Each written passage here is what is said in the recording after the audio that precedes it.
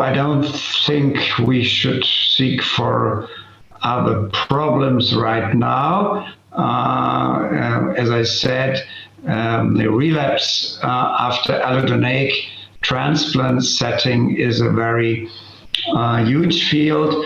What we may add is the situation relapse after CAR T-cell treatment, which is a particular topic or challenge for patients who have failed CD19 CAR T-cells for large B-cell lymphoma.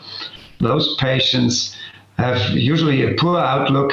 The strategy in Germany is to get them into another remission based on the strategy I have lined out in the first question.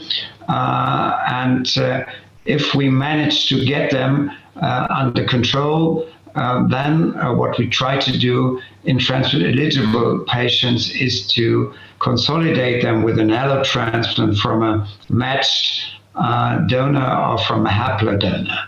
That's the ultimate goal. There's still only scanty data if this approach is really working, but this is the strategy we are currently following in Germany.